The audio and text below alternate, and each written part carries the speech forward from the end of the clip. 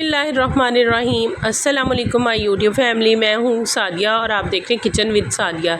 आज मैं आपको कच्चे आम से मुरब्बा बनाने की बहुत ज़बरदस्त रेसिपी दूंगी जो कि कमर्शियल है। इसके लिए आपने टिप्स ज़रूर नोट करनी है कि इसके लिए आम जो है ये कलमी ही आपने लेने हैं। ये मीठे आम होते हैं, ये ज़्यादा तुर्श नहीं होते। जिस तरह अचारी आम अलहदा होते हैं और कलमी आम अलहदा होते हैं जिससे हम मुरब्बा डालते हैं और जैम बनाते हैं। मैंने भी वो आम ले लिए थे, पिलर की मदद से सारे आम छील लिए। छीलने के बाद एक मैंने आपको काट के दिखाना था तो वो किसी वजह से कैमरा ऑन नहीं हो सका। तो अब मैं आपको दिखा रही हूँ कि इस तरह हमने इसकी कतलियाँ कतलियाँ सी बना लेनी है आम की। फिर पानी खुला डाल लें, एक पतीला ले लें, उसमें पानी डालेंगे नहीं और उसमें आम जो है वो हमने ये कटे हुए आम शामिल कर देने हैं और इनको बॉयल होने के बाद तक टाइम नोट करना है। तकरीबन 12 से 15 मिनट आपने अच्छी तरह इनको पकाना है। मैंने भी टाइम नोट कर लिया था, 12 मिनट पकाए थे तो बिल्कुल आम अच्छी तरह गल चुके थे। तो फिर इसका पानी मैंने ये स्टेन कर दिया। स्टेन करने के बाद उसी पतीली को दोबारा से खंगाल के उसी में ही ये हमने आम शामिल कर लेने हैं। अब साथ ही ये 1.5 किलो आम थे तकरीबन और छिलका उतारने के बाद 1.25 kg के करीब आम रह गए थे। जितने आम होंगे उतनी हमने इसमें चीनी डाल लेनी है, गुड़ भी आप डाल सकते हैं।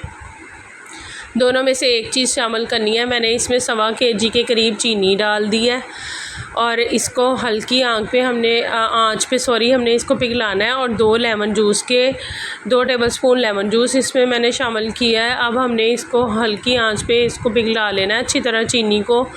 ये जल्दी मेल्ट हो जाएगी क्योंकि आम भी अभी गर्म है। अगर आप इसी तरीके से मुरब्बा बनाएंगे तो आपका ये कमर्शियल तरीके से जो मुरब्बा बनता है तैयार हो जाएगा और आप इसको महफूज कर सकते हैं 1 महीने तक आराम से। पानी वाला नहीं चम्मच लगाना, तो आप इसको एक शीशे के जार में रख लें और इसी से मैं आपको जैम बनाना भी सिखाऊंगी इसी मुरब्बे से। तो आप मेरी वीडियो को लास्ट तक ज़रूर देखिएगा और रेसिपी अच्छी लगे तो मेरे चैनल को भी सब्सक्राइब करें और मुझे सपोर्ट करें। अब देखिएगा आंच पे पकाते पकाते इस तरह इसका सारा शीरा बन गया था। इसको हमने अभी इस स्टेज पे शीरा पतला था, जब इस पे बबल से ज़्यादा बनने लग जाएंगे और शीरा फुल गाढ़ा हो जाएगा तब हमने चूल्हा इसका बंद करना है। तब तक आम की भी सारे अच्छी तरह गल जाएंगे। और ये देखिए अभी पतला था थोड़ा शीरा, मैंने इसको इसके बाद भी 5 से 6 मिनट और मैक्सिमम पकाया था तो इसका शीरा और गाढ़ा हो गया था और बहुत ज़बरदस्त ये आम का मुरब्बा तैयार हुआ था। आप इसमें बादाम वगैरह भी ऊपर से ऐड कर सकते हैं, लेकिन मैंने इसका जैम बनाना था तो हाफ़ मैंने ऐसे ही जार में भर लिया था इसको मुरब्बे को और हाफ़ का मैंने जैम बना लिया था। अब देखें ये बिल्कुल परफेक्ट मुरब्बा तैयार हो चुका है। इस स्टेज पे इसका शीरा भी बिल्कुल गाढ़ा हो गया है, एक तार का शीरा हो गया है।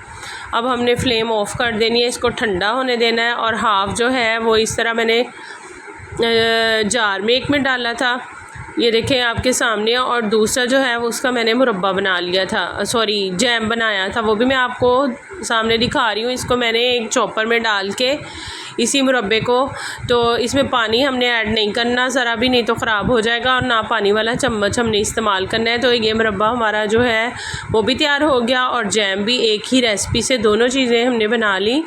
तकरीबन 100 रुपए के आम थे जिससे हमने ये दोनों चीज़ें